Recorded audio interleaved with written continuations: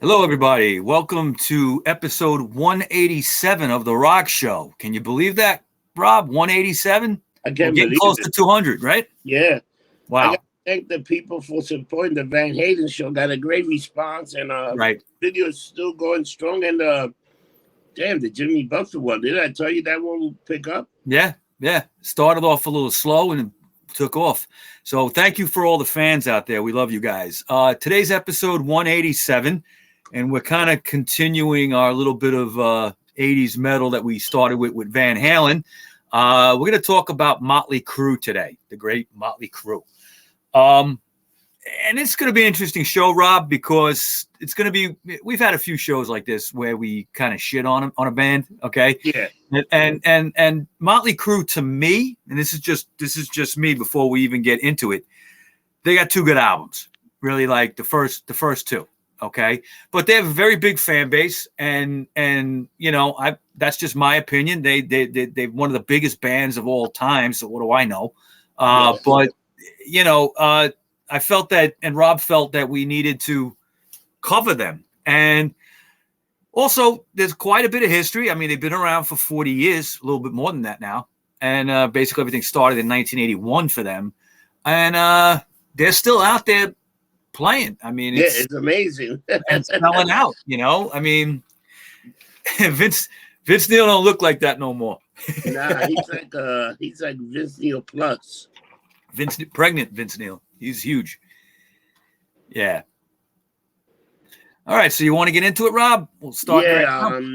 You know, these guys really much came out of left field, but remember Tommy Lee, the scandal, all the girls he would go out and the thing with Pamela Anderson. Remember the Pamela Anderson sex tape? He was married to her. And this guy also the guy that killed the drummer from Hanoi Rocks. Yeah. Vince Neil, you know, was drunk and got razzle killed. Yep. Yeah. We can talk about that. He got 30 days in jail and was crying like a little bitch. Yeah. Well, actually, if you think about it, you know, those lawyers, man, they must have been real shysters because they got him with 30 days community service and shit and all that. And that's it. Okay. Today he'd be in jail for like years for that. Oh yeah, you know? He'll you couldn't get anybody off with that. Really, what it was, and I'll just to talk about it for a second, is when you really read into it, they probably convinced the judge that by keeping him out, you know, out of jail and just making him pay a huge fine to the family, you know, all the stuff involved, he had to pay a big fine. Okay. He had to do that by touring. So they kept him out there touring so he could pay all these legal fees off. Okay. That's really all it was, I think. You know, that's the reason why he never got serious jail time. That's incredible, man. That's incredible. I could be wrong. That's just, you know, again, what I get out of it when I read about it. But you know what? Were you thinking that it destroyed Hanoi Rocks, Rob? I mean, it totally did. Hanoi Rocks was a great band, and they were destroyed after that. But I also think he only did 30. Like he did like 30 days, like locked down 30 days, because he was like, "How come you guys didn't come visit?" I think he served 18 out of 30 days. That's what it was, 18 for something good like that. He behavior. didn't do a full 30.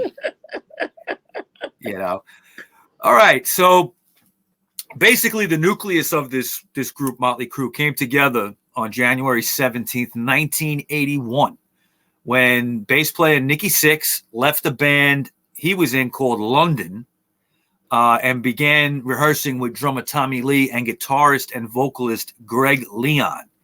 Okay. Now, Lee was earlier in a band with Leon called Sweet 19. And this trio, okay, this three-piece, rehearsed together for a time, but then Greg Leon decided to just move on. He wasn't interested. And then they got guitarist Robin Moore to come in. Now, Mick Mars was reading the paper one day, okay, and answered an advertisement that was placed in it was a paper called The Recycler, which was kind of like a California, want ads, okay, when they had stuff like that. And there was an advertisement placed for loud, rude, and aggressive guitar player wanted.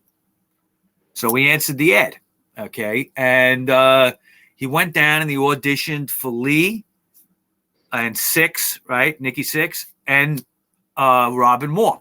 Okay. So he got hired on the spot. But then at the same time, they kicked Robin Moore out. Okay. So they went with Mars. Mars was an older guy, okay, than them. He was probably a good maybe 10 years or a little bit less than that, older than them. And he'd been around. Okay, he'd been on the LA scene in other bands going back to the 70s. Okay, so he was a well-respected guitar player. All right, and actually, just to throw it in there, is Mick Mars was always my favorite guy in the band. All right, I always thought he was the coolest guy. He kind of had a punk background a little bit that I appreciated. I saw him one time at a Ramones show at the Ritz. Wow. He was sitting up in the VIP section, okay? And everybody was pointing to him. Well, it's Mick Mars, But I also think he's the one that showcased the sound of this band. I think he was, because he really had like the bad amps and he was just playing it. It sounded like oh man. But that's because he had the experience. All right, he was a talented guy. He was playing around for a lot longer than these other guys. Oh yeah. So they kick Robin Moore out. Mick Mars is in, and now they need a singer.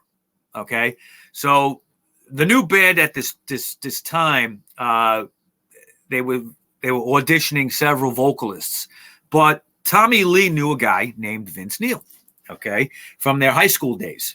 I think they went to the same high school, Charter Oak High School to be exact, in Covina, California. Now Lee saw Vince Neil in his band at the time called Rock Candy, and they were performing at the Starwood Club in Pasadena. We've talked about that place a couple of times. Yeah. Shows.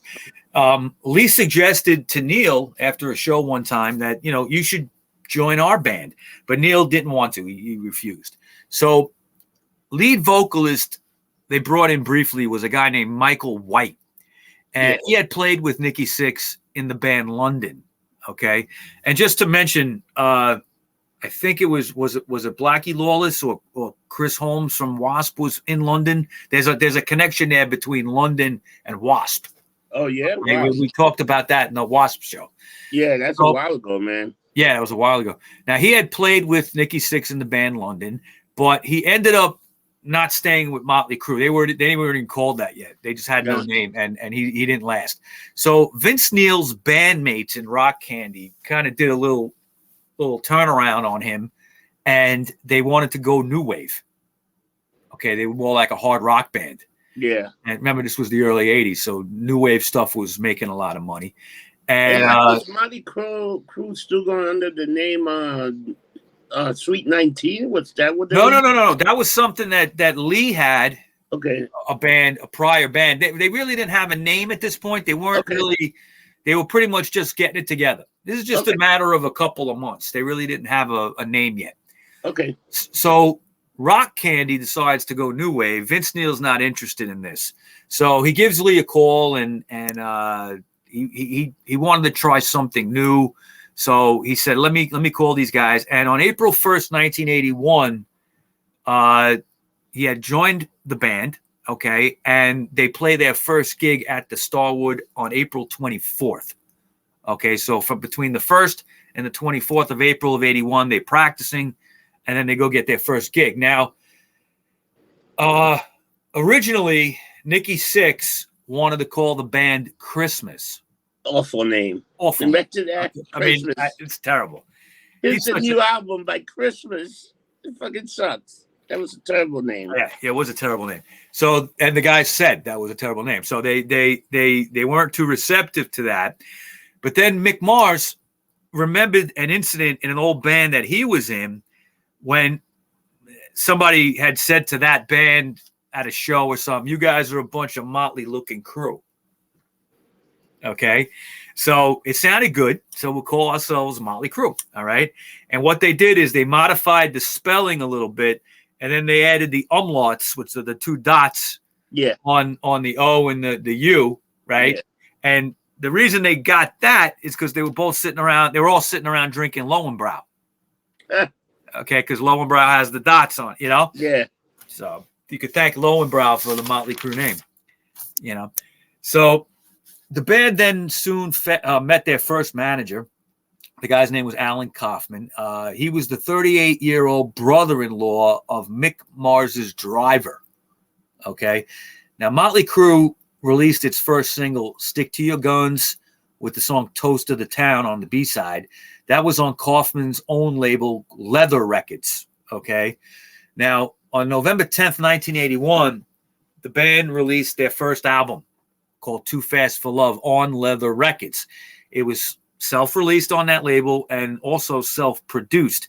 It ended up selling 20,000 copies, which is pretty good for that's pretty good. I was an independent label, and at the time. Now, Alan Kaufman's assistant, Mike, that must have been like an independent label, right? No. It was. Kaufman, the manager, had this label, a couple of bands on it. There wasn't much on it. And he just, instead of dealing with the majors, he wanted to put something out right away. He did it with them. There's different routes you can go with a band. Okay, some people try to hold out for a major contract, and some people take the attitude, well, we got to get something out there so the majors can hear it. What we sound like on record. Yeah, but think about it. The Zitto company sold 20,000 albums. That's a lot. Like to me, that sounds like you're a big time player. Mötley Crüe in a short time, okay, in a matter of maybe 5 months, okay, of existing and playing shows, had a huge following in LA. Okay, they were like the next up and coming thing. Okay, very fast. And the scene in LA was changing. It was going away from punk and new wave, okay, and into this like heavier, what would become hair metal, glam rock kind of stuff. Glam rock, hair metal. That's pretty much. Are they originated? They're not the originator of that. Yeah, I would say they're up there. Okay, I'd have to give them that credit as an originator of hair metal. They wouldn't I don't think they like to be called hair metal. I mean, they were crazy with the outfits and the makeup and the hair and all teased out. I mean, again, it goes back to. I think they stole a little bit of that style from the New York Dolls and Hanoi Rocks. Yeah. All right. I mean, Guns N' Roses just a couple of years later would totally take from Hanoi Rocks and even admit it. Okay. Yeah. But Mötley Crüe, they would definitely, I mean, we know now Nikki Sixx talks about his punk influences and the New York Dolls, and many years later, they would be, when the New York Dolls would reform, Mötley Crüe would go on tour with them. Wow. Okay, well, they would go on tour with Mötley Crüe and open up. Yeah. Okay, so at the same time that this record is selling 20,000 copies, Kaufman's assistant, a guy named Eric Grief, he set up a Canadian tour, and he was also with Kaufman working on Elektra Records, negotiating a deal with them. And Elektra was very anxious to signed them because they were the next up and coming thing. And they had an album out already that sold 20,000 copies. So, it wasn't hard to convince a major label like Elektra. So Elektra Records signs Motley Crüe in early 1982. They have this album. They take the masters. They remix them.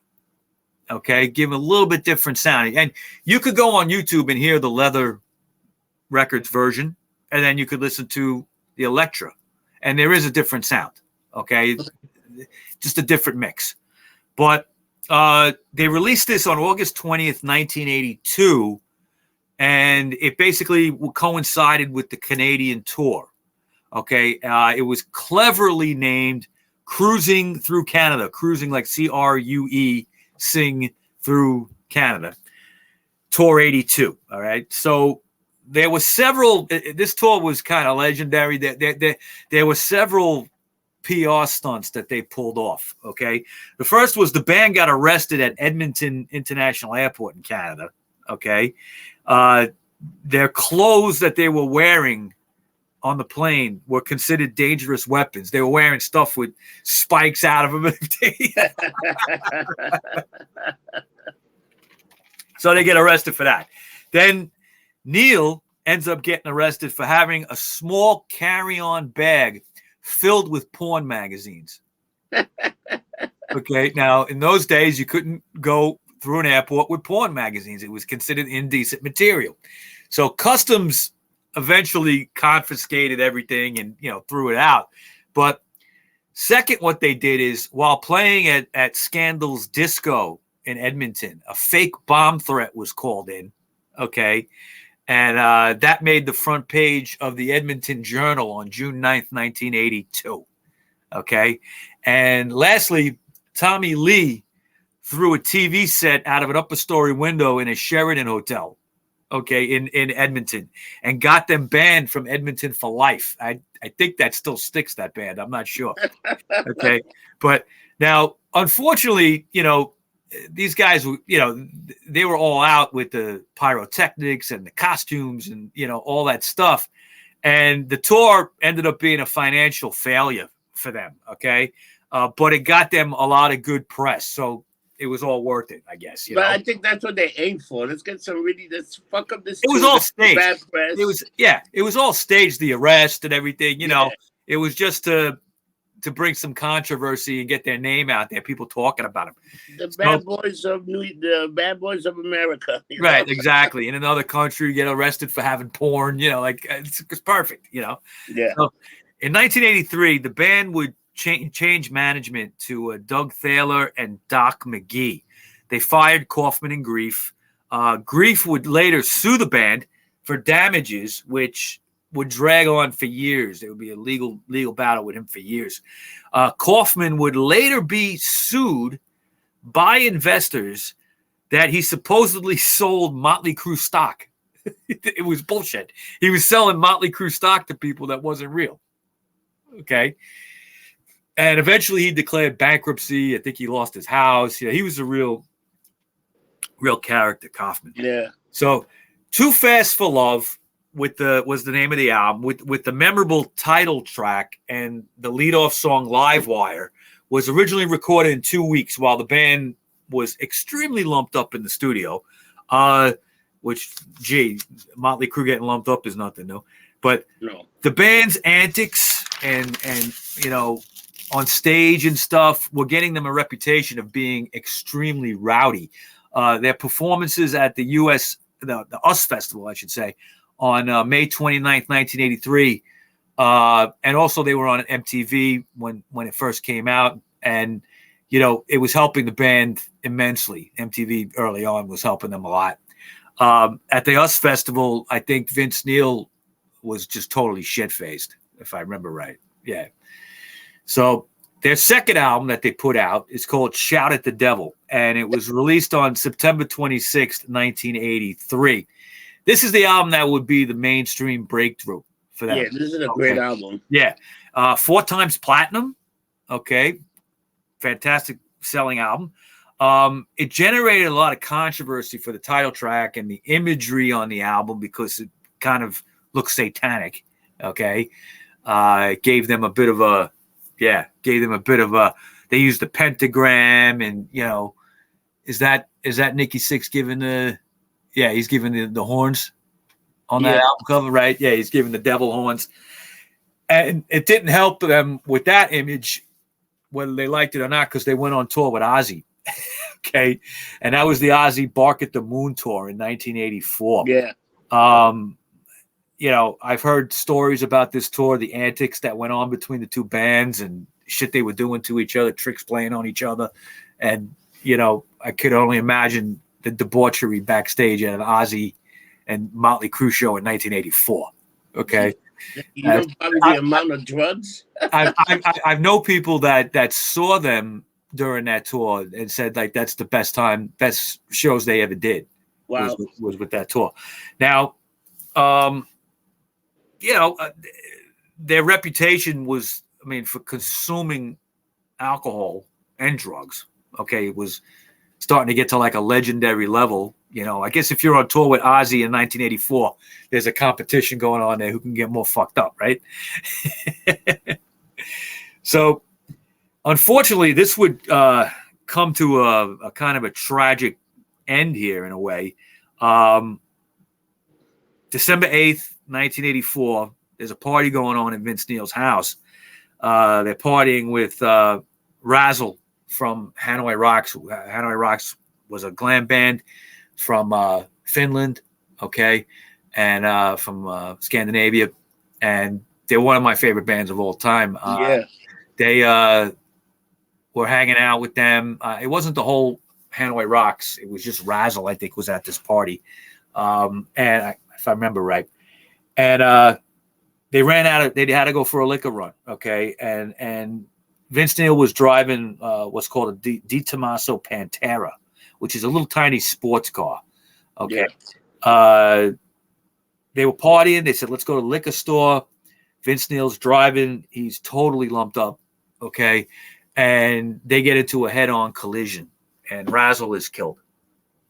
Okay. He was in the passenger seat. He was killed pretty much instantly. Neil gets charged with a DUI and vehicular manslaughter. He gets. Okay. So he was sentenced, so we talked about this in the beginning, 30 days in jail, only served 18 days, and then got sued for $2.5 million. That's like nothing, man. I know. It boggles the mind. Now, the short term got negotiated by the lawyers, and it enabled Neil to tour and pay the suit against him. Okay. I guess they figured he was worth too much money to lock him up, which I think is sad for the families and involved. And, it's like, who cares what you're worth? But it's a shitty business. I don't know. But what are you going to do? So this was a big thing. I remember this being on MTV News, and it was like breaking news. Breaking news. It was in the papers a little bit, and it was a story everybody was kind of following on the fringes of it. You didn't have the internet in those days, so you had to wait to hear about it. But they started working on a third record, okay, and that record would be Theater of Pain, and that was released on June 21st, 1985. This is the album with like Home Sweet Home on it and Smoking in the Boys' Room. And the album was dedicated to Razzle from Hanoi. And it kind of began a glam rock era hair. That's really like, their hair metal album, their first. Okay, well, in that genre. By 85, it was a thing. There was bands coming out looking like that, mostly out of California. Like I said, it was supported by the first single, Smoking in the Boys' Room, which is an old Brownsville Station song. Yeah. Okay. And Home Sweet Home was another hit off it. It reached number 6 on Billboard album charts, and again, would go 4 times platinum like the last record. So the legal issues that Vince Neil at the time of the recording, and the worries he had about that, and then also the band was kind of not getting along. Yeah, a lot of drugs, a lot of alcohol going on, and Motley Crüe doesn't like this record. They kind of don't like this album. They consider it a disappointment. But let me tell you, man, fans at the time, I mean, they wouldn't. They didn't. They ate it up. I mean, you couldn't get away from Motley Crüe with that record. And I kind of tuned out with that. I was like, it's kind of lame. My album was always Girls, Girls, Girls. I love that's the one. Yeah, that comes up after. Yeah, that was like, to me, that was the album that I rocked the most. That I was playing, because it was yeah. And it's like freshman year in high school, and you listen to Motley Crüe, Girls, Girls, Girls. What else is better than that? All right. Well, let me just talk a little bit more about Theater of Pain, and we'll get into that because I do have an opinion on that. So Motley Crüe spent the next year touring that album, Theater of Pain. And in February 1986 in London, Nikki Sixx suffered a near-fatal heroin overdose. Okay, so they were even starting to get really lumped up. The person who sold it to him, the drugs, was partying with him and dumped his body that was unconscious in the dumpster. Okay.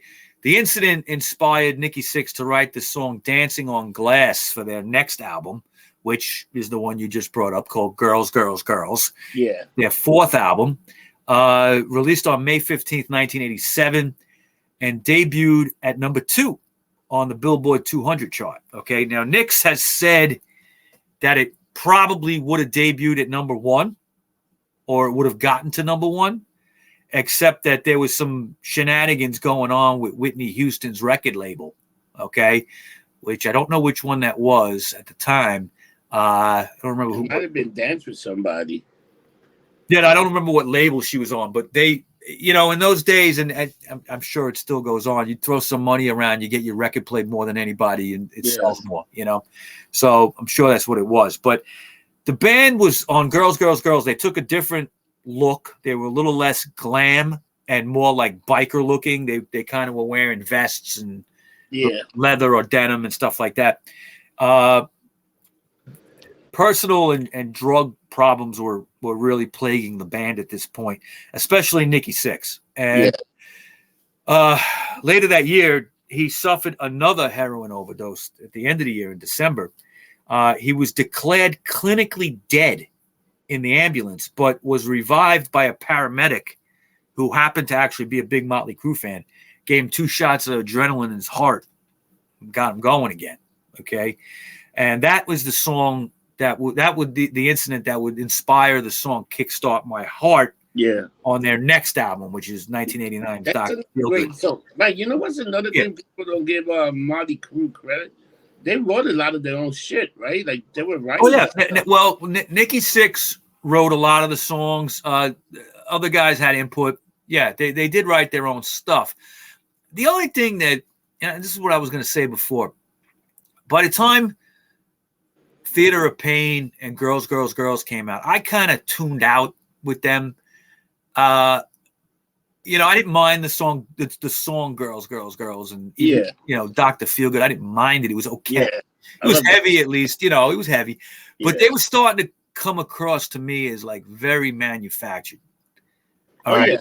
And I just it at the time what I was listening to, it did not gel together anymore.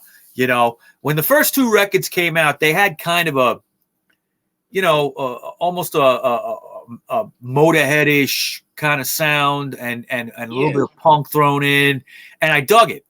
But then they got into more of a poppy metal-ish sound, and I didn't like it. I was like, these guys are just it's fake, And Nikki Sixx, to me, well, I'm going to shit on him a little bit. Over the years, since the band's been around, especially in the last maybe 10 years, I'd say 10 years, maybe 15, they love to talk about their punk influences. Okay, now, they never talked about that shit in the 80s when they were huge. Never. It was never brought up, okay? Yeah. Nikki Sixx wrote a book. Okay, and he talks about how he wanted to be Johnny Thunders, and he loved Johnny Thunders and the New York Dolls and all that stuff. Yeah, I don't doubt it. Okay, But it would have been nice. It would have been nice if he would have helped Johnny Thunders out in the 80s. Yeah. Okay. And by mentioning that, okay, they never did. I guess they were afraid, they were afraid to talk about that stuff because it was still so out there and kind of like not in the mainstream. Yeah. And I kind of have a bone to pick with Motley Crüe with that. Like, okay, maybe you were into that stuff, but why didn't you bring it up? At least Metallica always talked about how they love the Misfits. Yeah. Okay. And they were using the same kind of artwork and stuff and everything that the Misfits had with their stuff. And, they talked about their influences. And so many people, I know so many people that maybe a little bit younger than me that loved the Misfits because Metallica introduced it to them. I wish Motley Crüe had done that. It's just me. I wish they had done that with some of these other bands that influenced them, and they didn't do anything for them. The problem was with at least publicly that I know of. I think the problem with them, they were too fucked up all the time, man. They were doing a lot of drugs. These guys were really fucked up, man. That's true. Because didn't Nikki Sixx keep like a diary of his heroin? The Heroin Diaries is a book. Yeah, I've never read the whole thing. I've looked at it. Crazy. Imagine keeping a freaking diary about. I think I don't know if it was this episode where he died and had the overdose and was in the hospital, gets his heart started again. I think he went out, like when he got released, he went out and got high again, like the same fucking day or the next day. It's like, damn, man. He also told a weird story about like going to heaven and seeing some shit that. Yeah. Yeah. Wow. Yeah, like an experience or something. Yeah. I mean, the book The Dirt is very good, which we'll go into soon. Everybody should read that. Really, what? Netflix did like a movie. Did you see that movie? And it was a book first. Yeah, I seen it. It's excellent. I think it was excellent. Yeah. Now, in 1988, controversy hit the band in the form of a lawsuit by a guy named Matthew Tripp. Okay, this is a strange story. Tripp claimed that he had been hired as Nikki Sixx's double. Okay, after Sixx was hospitalized in a car crash that was involving drugs. Now, the suit was regarding the loss of royalties that he felt he was owed by Motley Crüe. And the case was not actually closed until 1993 when Tripp dropped all the charges and he kind of disappeared. Okay, but the band denied that happened and said that we don't owe this guy anything. Okay, he just came out of the blue with this lawsuit. So their decadent lifestyles actually almost destroyed the band around this point. Manager Thaler and McGee pulled an intervention on these guys, and it had to be done. So in 1988, Motley Crüe was planning to tour Europe, but the management was afraid that somebody's going to die over there if they go over there. Okay, so they ended up all agreeing to go to drug rehab, all right, and get themselves straight before they would go to Europe. Now, the result was pretty positive, okay, and Motley Crüe would reach its peak in popularity with 1989's Dr. Feelgood, that album. That's their fifth studio album. It was recorded in Vancouver, California, and members, what they did, because they weren't even getting along too good, they actually recorded their parts separately so they wouldn't fight in the studio, okay? And Bob Rock produced this album, and the hot songs off of it was a title track and the Nikki Sixx overdose-inspired Kickstart My Heart. And on October 14th, the album went to #1 on Billboard, and it stayed a total of 114 weeks on the charts. That's pretty good. I remember that album being #1. They just came. Yeah. I thought it was a very well done album, even though I only like 2 songs out of it. Yeah, but it was a good album. Like you can listen to the whole album and not totally hate it. Yeah, yeah. No, I mean it stands up. It's that whole era up until this point is considered their peak. Their best stuff. The title track and then Kickstart My Heart actually were nominated for Grammys in the best hard rock category over a 2-year period. Okay. Yes. In 90 and 91. Now, both years they ended up losing to Living Color. Okay. But they did win an American Music Award in 1991 for Best Hard Rock Metal Album, beating out Aerosmith's Pump album, which sucks. All right, so it's good. It's good that they beat them out with that, you know. Not a big Pump fan by Aerosmith. So in 1989, manager McGee was fired because he was also representing Bon Jovi at the same time. And these guys were, you know, in competition for a lot of things, including chicks, I'm sure. Motley Crüe was supposed to play the Moscow Peace Festival. It was a big deal. And Bon Jovi was playing it too. And McGee was managing both bands, and he gave the better time slot to Bon Jovi. Okay, and Motley Crüe got pissed off at that, and you know, fired. This time, Bon Jovi might have been the bigger band, you know. 89, yeah, possibly.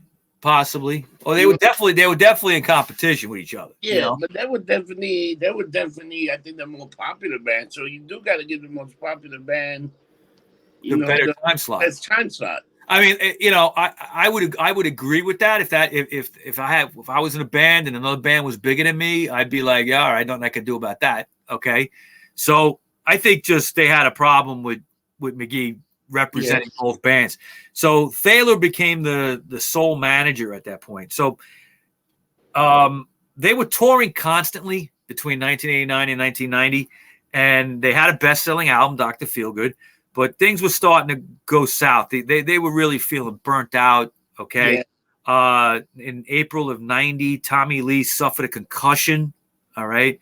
It was a mishap involving the drum kit that he always had antics with his drum kits. It would always be the kit would go out into the audience or it would flip around and he'd be upside down. And, you know, there's all these like antics that they did on stage.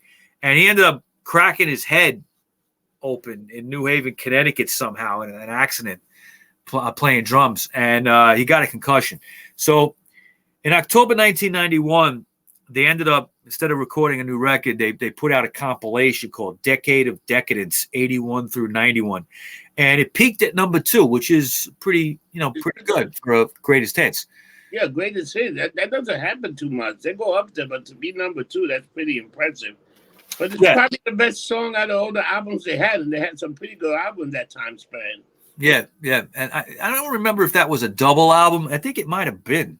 It was definitely had a lot of songs on it. You know, it was their first compilation. I could be wrong. It could be a single album. I'm not sure. But I know it had all their hits and, you know, some other throw-ins. So the next 10 years for Motley Crüe would be a big time of turmoil. By 91, grunge music. Yeah, Mike, it had 15 songs. It might have been. It might have been probably a single record, just a single. It might have been. It also might have been a CD at this time, right? Yeah, could have been 91. Yeah, definitely, probably was a CD. Yep. Well, they were still making vinyl. You probably get both. You know, vinyl was starting to get phased out by then. But the music industry was changing by 91 as well. Okay. So bands like Nirvana and Soundgarden were taking up a lot of the airwaves. Yeah. And it was pretty much the demise of the hair metal scene. Okay.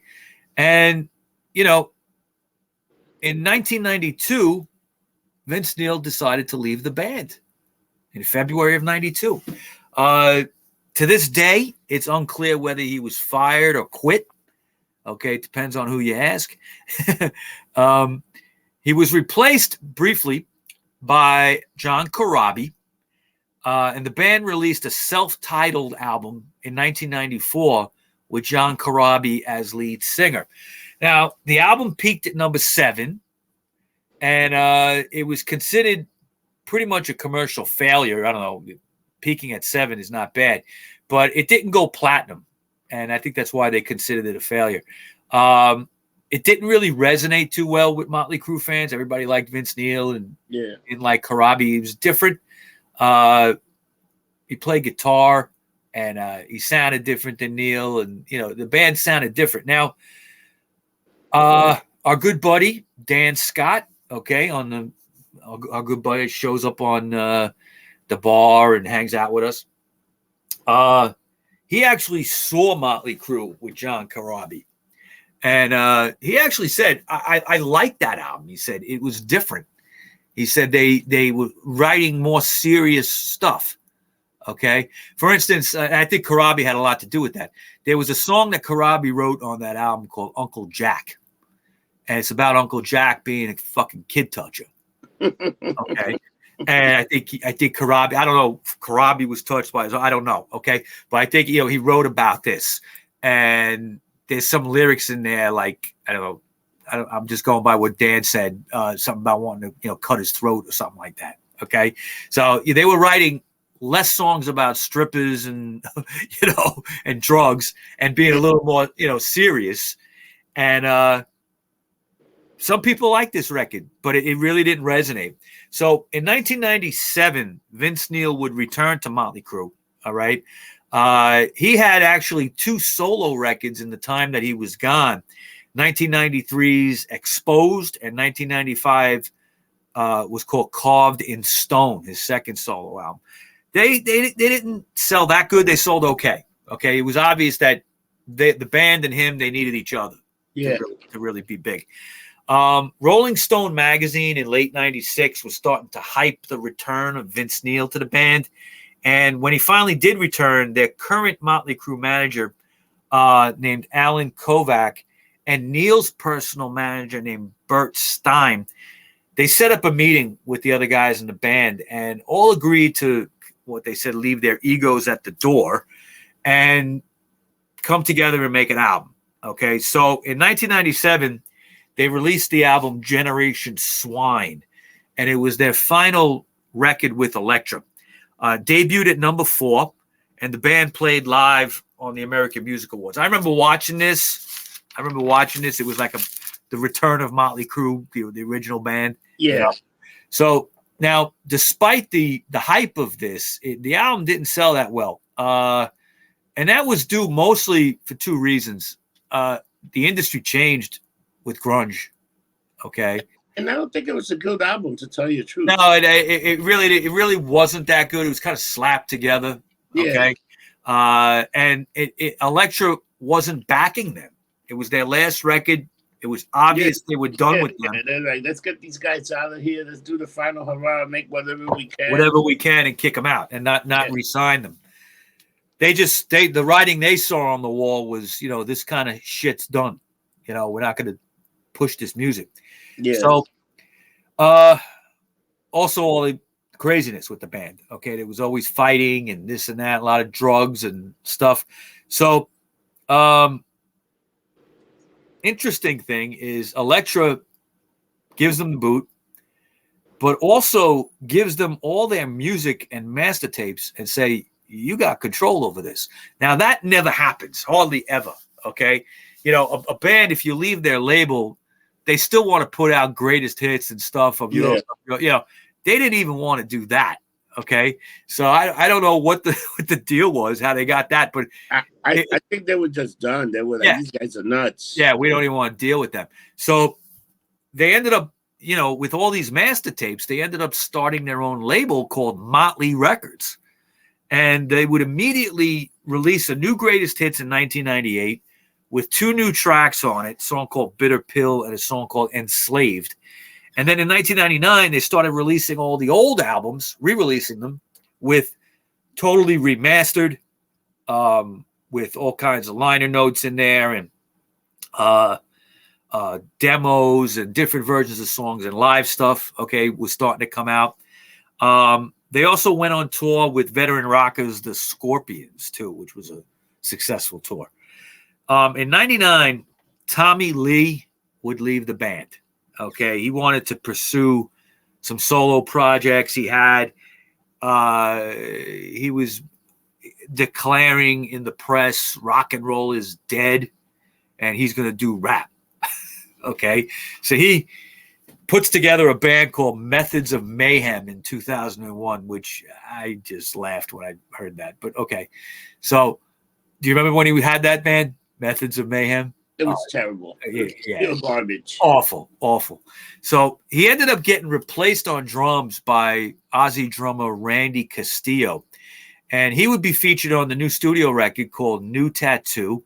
And that was released right in the year 2000, right at the new millennium. However, before the ensuing tour, Castillo was struck with a bad ulcer, okay? And he would be replaced for the tour by Hole drummer Samantha Maloney for what was called the Maximum Rock Tour with Megadeth they were on tour with. While he concentrated on his health, though, he got stomach surgery for this ulcer. He ends up getting diagnosed with something called squamous cell carcinoma, okay, type of cancer. And they found a tumor in his jaw, okay, and he died on March 26, 2002. Motley Crüe at that point would go on hiatus and just kind of chill out, okay? So this is when they put the book together. 2001, The Dirt comes out. It's considered an autobiography because all the band members had a part in writing the book. It was helped by a guy named Neil Strauss. Basically, they depicted themselves as the most notorious rock and roll band out there.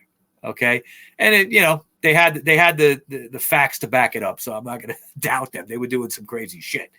Now, the book ended up on the New York Times bestseller list, and then a film adaptation was made on Netflix in 2019.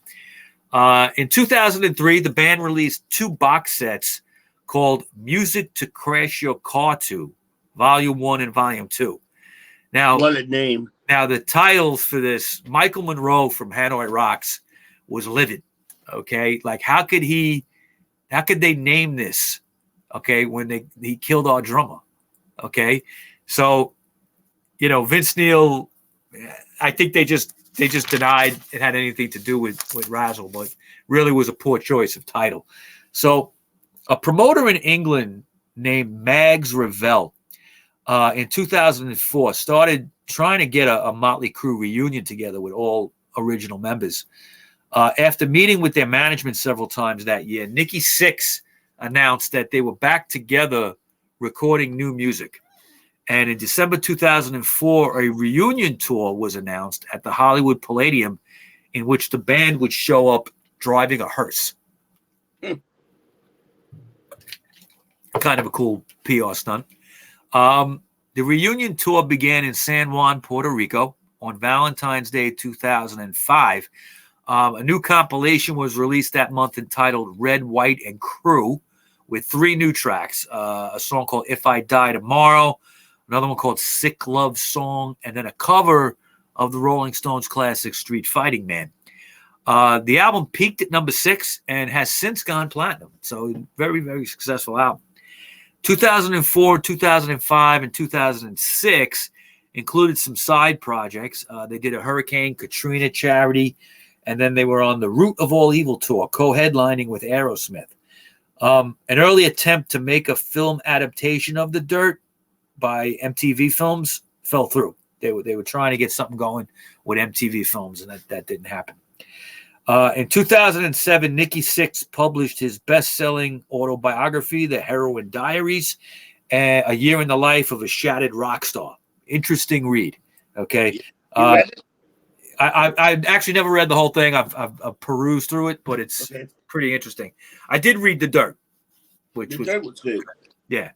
And basically, this book, The Heroin Diaries, is pretty much over the band's tour for the Girls, Girls, Girls album. All right. And the amount of drugs Nikki was consuming was insane.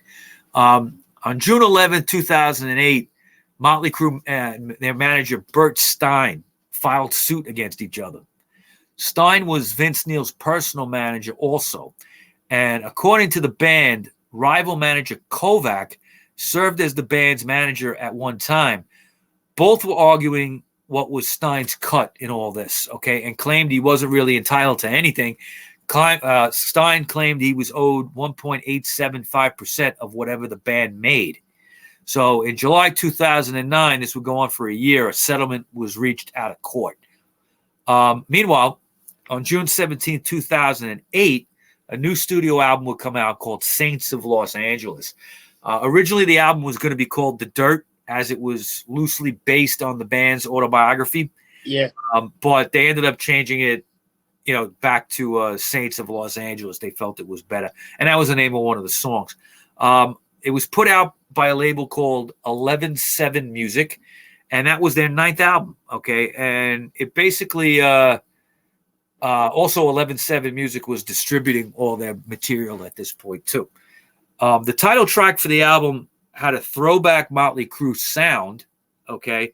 And iTunes picked it as their best song of 2008 in a rock category. It was also nominated for a Grammy that year in the best hard rock category. The song was released in the music game series Rock Band and was sold briefly as an exclusive for the video game. Okay. And it was the first time that anybody had really sold a single through a video game. Yeah. Okay. And that's where rock and roll has been for the last 15 years. I mean, people are selling these songs, even if it's old songs of theirs, to the video games. The songs get heard on the video games. The kids hear them. They like them. They buy the record, or they're making money just from being in the video game. They get who did that big time? Grand Theft Auto. That actually had real songs, and you had like a radio. You could go to a rock song. You could go classic rock. You go to rap. So you put what you want in there, which is pretty amazing to just hear songs that you'd be like, "What the hell?" It was great. They actually was selling better at that point through the game than any traditional streaming sites that was starting to be out there. Okay, so it's crazy. From July 1st to August 1st, August 31st of 2008, the band headlined the popular Crüe Fest, which was a festival including opening acts Buck Cherry, Papa Roach, Trapped, and 6 a.m., which was Nikki Sixx's side project. They then spent the fall and winter on tour with Hinder, Theory of a Dead Man, and The Last Vegas. Okay, some other bands. Over the next few years, Motley Crüe concentrated on touring. Some shows included the Ozfest in 2010 and the band's 30th anniversary tour in 2011. That was with Poison and special guests, the reformed New York Dolls. I mentioned that earlier. Yeah. And again, shout out to Dan Scott. He saw them on that tour and he said the Dolls were great. I remember seeing them at the couple years earlier, and they were pretty good when they came back. Also in 2012, a co-headlining tour with Kiss, and I saw Motley Crüe and Kiss on that tour at the beach.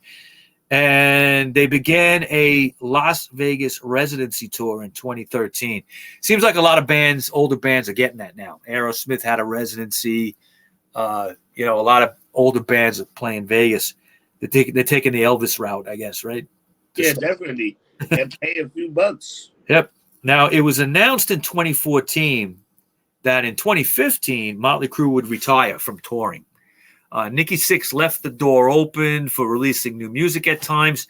One new track was called All Bad Things, and it got played over the loudspeakers at concerts before they would go on. The 2014-2015 was supposed to be their final tour. Now, on September 19th, 2015, the band played Rock in Rio on the main stage, and then December 31st was the final Motley Crüe show. Supposed to be. Now, it was filmed as Motley Crüe: The End and got released on DVD in the following year. In 2017, though, Motley Crüe frontman Vince Neil told Sammy Hagar on the show Rock and Roll Road Trip that the band was completely done. However, 1 year later in 2018, he would announce on Twitter that new songs were recorded for the release of the Netflix film The Dirt. And that's when you started hearing about this. Yeah. The film portrays the band's debauchery in the 1980s, and a soundtrack for the film was released at the same time, which included 3 new songs, including a version of Madonna's Like a Virgin, which is entertaining. Yeah. Okay. The soundtrack, produced by Dr. Feelgood's producer, Bob Rock, hit the top 10 on Billboard. Now, it was the first time in over a decade that the band reached that. Okay, that they went top 10. And I also think a rock and roll album reached that too.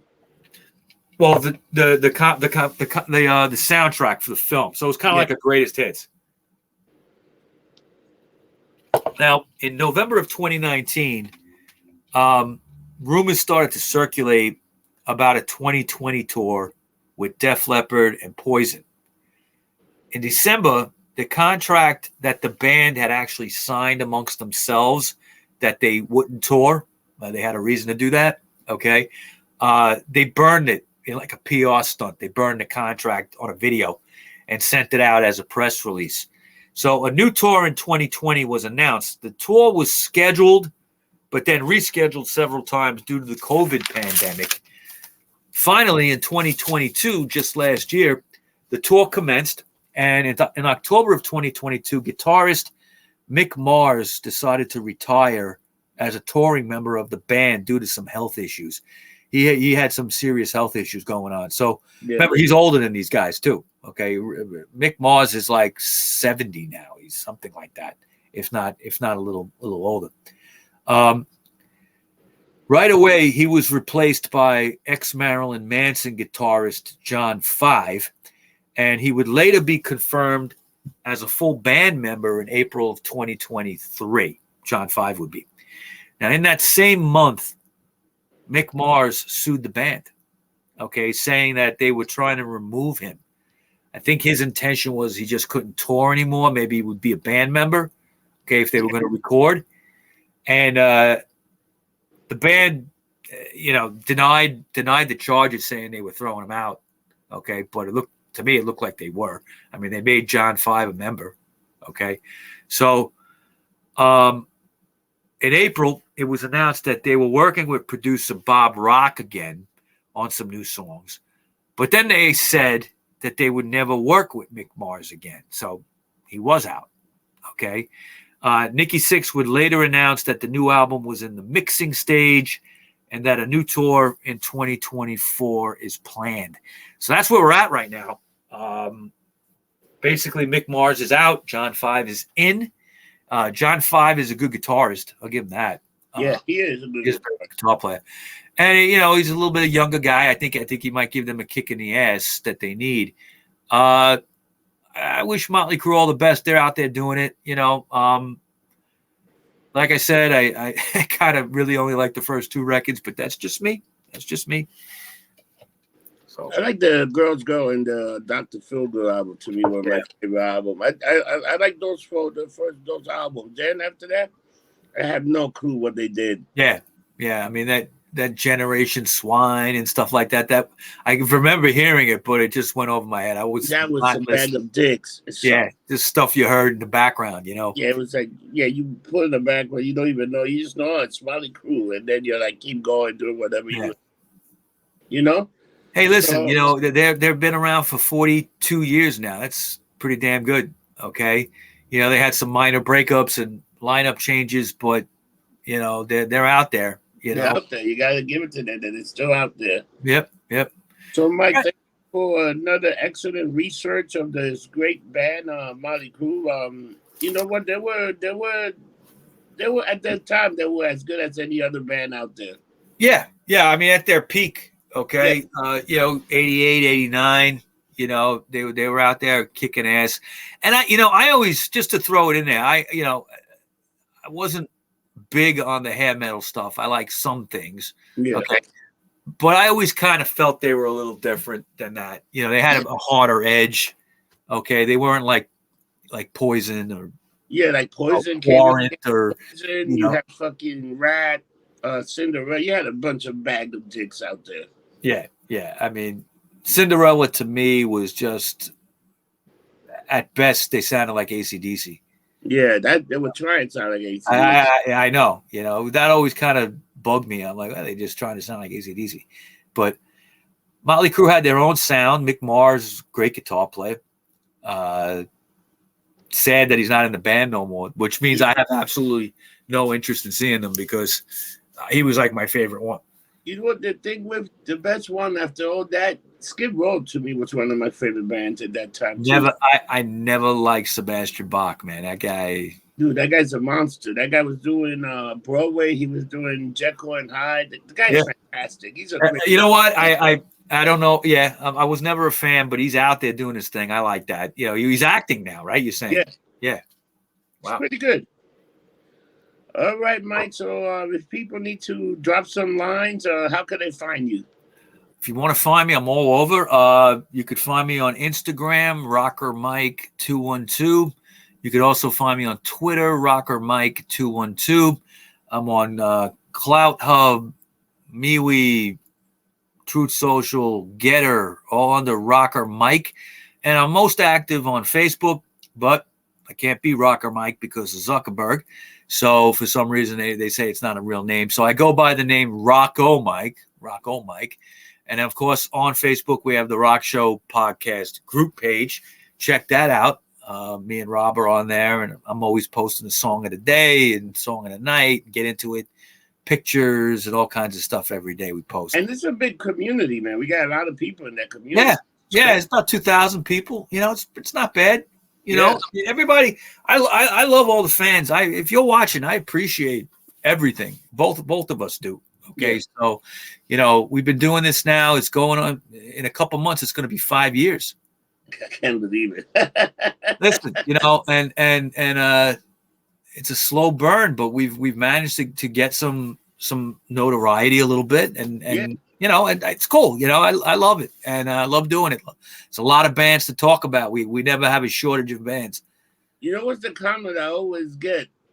That guy that works for you, the guy's a genius. He's a music genius, man. Everybody will say, that guy knows his stuff. He does his research. I always get good comment like that.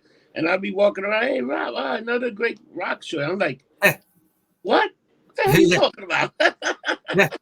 Yeah. I mean, I've been in bars down in East Village, and you know, someone will just tap me on the shoulder. They hear me talking. They go, "Do you have a podcast? Are you Rocker Mike?" You know, I'm like, wow. You know, all right. So maybe I'm famous in a 3 square block area.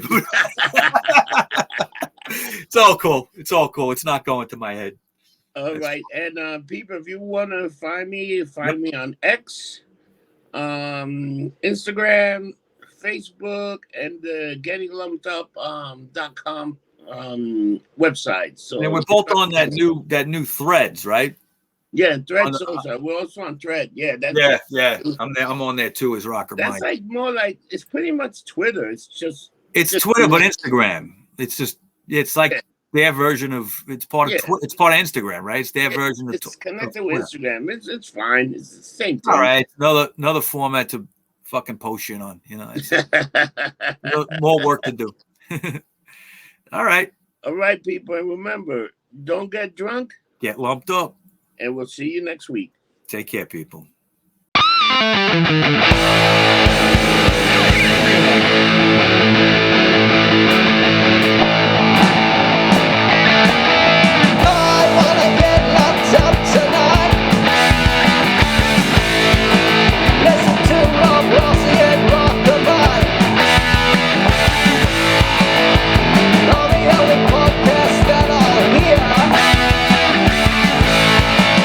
It won't make me wanna rip off my ears.